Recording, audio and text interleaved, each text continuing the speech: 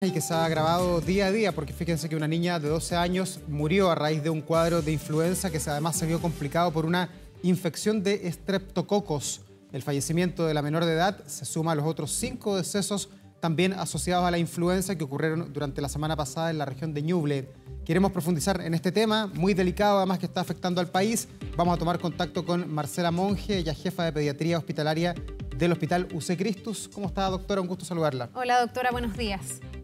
Buenos días, muchas gracias. A ver, doctora, partamos hablando de este caso para después ampliar la mirada hacia la influenza propiamente tal, pero ¿qué tan frecuente está siendo esto de que la influenza venga acompañado de otros virus? Pero en este caso también entiendo yo que el estreptococo es una bacteria, ¿no? Que pueda agravar el cuadro respiratorio. Así es, el influenza es un virus más intenso y históricamente, no solo este año, sabemos que tiene una mayor tasa de sobreinfección bacteriana. Sobreinfección que puede ir desde una otitis, una sinusitis, pero también neumonía y otras infecciones más invasivas, más profundas. Clásicamente era generalmente sobreinfectado por una bacteria que se llama neumococo.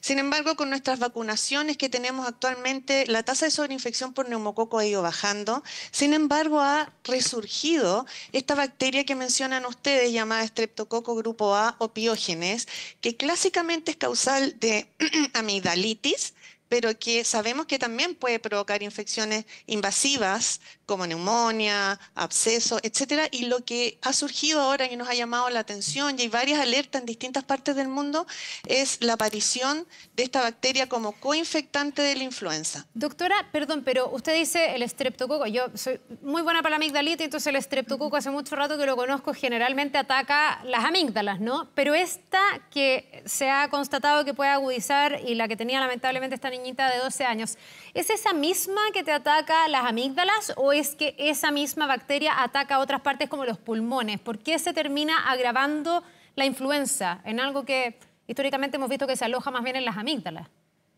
Así es, este Streptococcus grupo A es clásico productor de la amigdalitis bacteriana, esa en que no tomábamos antibióticos, nos pinchaban antiguamente con penicilina, esa es. Sin embargo, hay algunas cepas que pueden ser muy invasivas, invasivas también a nivel cutáneo. No sé si ustedes escucharon hace un tiempo atrás, se le denominaba la bacteria asesina porque puede empezar a profundizar en su compromiso en lesiones de piel. Bueno, también puede profundizar su compromiso y no solo quedarse en las amígdalas, sino que provocar compromiso pulmonar, compromiso de abscesos que hemos visto harto, retro, parafaringios, amigdalianos, ser mucho más invasiva que una amigdalitis. Y eso es lo que estamos viendo ahora asociado con el influenza y que nos tiene muy preocupados. Ya, doctora, y para poner de alguna manera paños fríos, este caso que se dio con esta niña de 2 años que falleció producto del estreptococo más la influenza, ¿usted lo definiría como un caso puntual o es algo, una combinación mortal en este caso que podría eventualmente comenzar a repetirse en hospitales y en centros de salud a lo largo de Chile? Como les decía, hay harta advertencia no solo en Chile, sino que en varias partes del mundo, en Canadá, en Japón y en otros países, de esta asociación que está aumentando y que no se había visto antes. No es lo más frecuente, no quiero decir que a cualquier persona con influenza va a tener una sobreinfección y de esa sobreinfección va a ser por estrepto grupo A, no, pero sí se ha visto un aumento y una asociación mayor que otros años.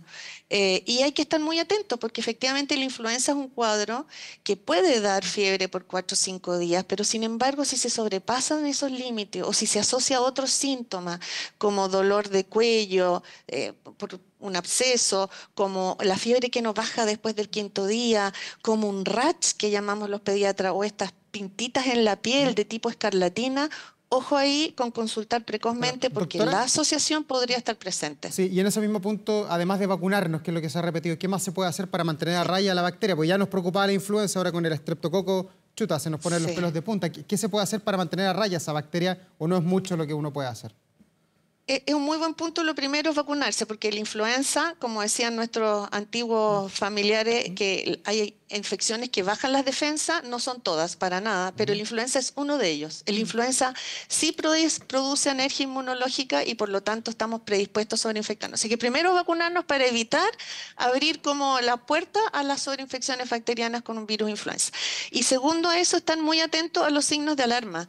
rash cutáneo, una evolución no clásica, una influenza, una fiebre que se prolonga, una amigdalitis muy marcada asociada a la influenza. La influenza en general provoca dolor de garganta, la garganta roja, pero no dolor intenso, no placas de pus, ahí consultar precozmente, o tos prolongado y por supuesto dificultad respiratoria, hay que estar atento a los signos para la consulta precoz. Doctora, bueno, esta es una manera más donde una influenza se puede agravar, afortunadamente no es el total de los casos, pero es una preocupación más que se añade a otros reportes de más de un virus operando al mismo tiempo. Muchas veces se habla que la influenza puede estar mezclada con el COVID, puede estar mezclado con el sincicial, esto ya se había advertido.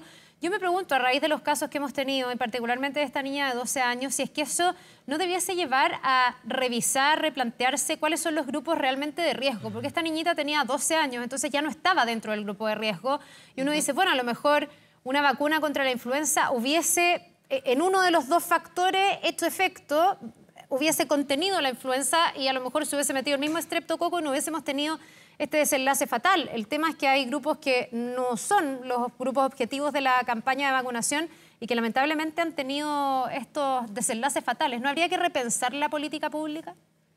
Yo estoy de acuerdo que el ideal sería vacunar a la mayor parte de la población posible, pero siempre hay que partir por los más vulnerables, ¿cierto? Y esos son los grupos de riesgo. Sin embargo, teniendo una vacunación disponible, gratuita para los grupos de riesgo, los porcentajes no han alcanzado lo que nosotros quisiéramos. Entonces la llamada es, ojalá nos pudiéramos vacunar todos, pero al menos partamos por cumplir la vacunación de los grupos de riesgo. Estaba leyendo que las embarazadas no llegan al 50% y es un grupo de riesgo importante. Son las más rezagadas. Los mayores de 60 años tampoco han llegado al 70%. Entonces, claro, idealmente vacunémonos todos, pero la población número 1 tiene que ser esta para evitar las mayores complicaciones. Está demostrado que la mayor mortalidad y morbilidad son los grupos de riesgo. Se lo planteo de otra manera, porque evidentemente aquí hay una cosa de costo-efectividad, pero hay muchos papás que a mí me han dicho, pucha, pero es que ¿por qué va a ser un grupo de riesgo un niño hasta 10, 11 años y no de 12, 13 años? Entonces, no sé, por lo menos en el caso de los niños, ¿no se debiesen inmunizar a todos los niños en torno a la influenza para que, si es que hay sincicial, si es que hay un estreptococo, si es que hay COVID, no se agraven al punto de ser fatales estos cuadros?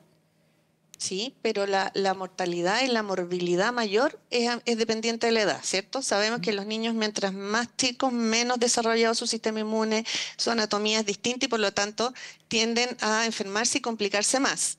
Obviamente, lo sabemos que los mayores de 10 años se enferman menos, pero no cero. Y lamentablemente esta paciente de 12 años, desconozco si tenía algún factor de riesgo asociado. No tenía. Dice su familia que no tenía enfermedad de base.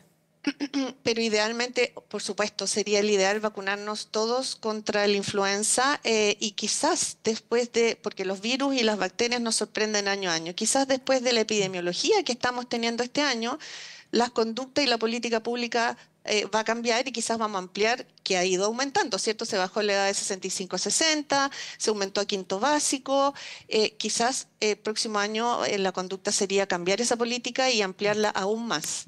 Sí, doctora, usted bueno, lo constataba, estamos bajo en la vacunación, en ningún grupo todavía estamos súper bien. Es cierto que se ha acelerado esto a raíz de los casos tan mediáticos que tuvimos en el Ñuble. ¿Qué viene ahora hacia adelante? Porque se dice que el pic viene, sabemos que la vacuna una vez que está inoculada tiene 2 semanas de ventana antes de hacer efecto en el ser humano. Pensando en los plazos, en cómo viene el virus, ¿cuál es para usted la fecha fatal para ponerse la vacuna finalmente para estar con cobertura durante el invierno? Siempre es buen momento para vacunar. Hay muchos pacientes que dicen, doctora, yo ya tuve influenza, ¿para qué me voy a vacunar? Si en el fondo me vacuné espontáneamente. No, porque hay distintos serotipos, hay distintas subclases de influenza y no sabemos cómo viene ahora. Sabemos que estamos prácticamente en el pic de la influenza. Generalmente y clásicamente este pic dura 6 a 8 semanas, pero puede modificarse eso habitualmente. Pero nos ha pasado otros años que en octubre, noviembre viene un brote por influenza B. Ahora está predominando la influenza A y 2 subclases específicamente, que el H1N1 y el H3N2, que fueron las cepas que predominaron en el hemisferio norte y que están incluidas en la vacuna. Pero puede que en octubre venga un brote de influenza B y la vacuna lo cubre, por lo tanto cubre un tipo de influenza B. Por lo tanto, llamados a vacunarse, aunque se demore 2 a 3 semanas, vacunarse, porque no sabemos cuánto va a seguir ni si van a venir nuevos brotes.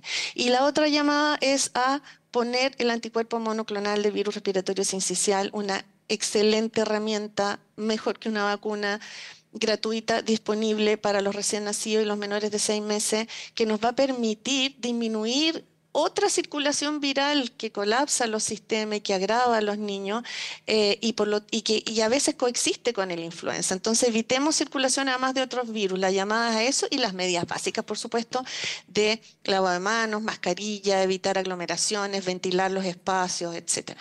Bien, pues le queremos agradecer a la doctora Marcela Monge, jefa de Pediatría Hospitalaria de la UC Christus. Muchísimas gracias, doctora, por habernos acompañado esta mañana. Que le vaya bien. Gracias, doctora. Buen día. Muchas gracias. Buen día.